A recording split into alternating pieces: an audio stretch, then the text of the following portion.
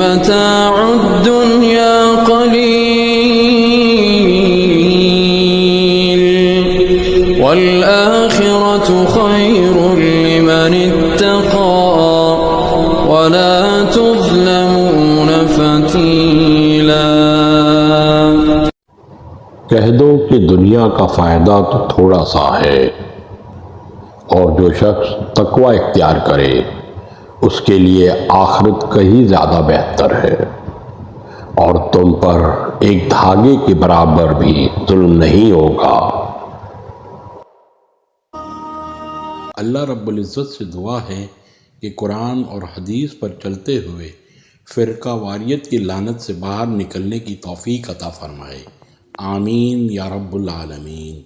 अस्सलामु अलैकुम व रहमतुल्लाहि व बरकातुहू।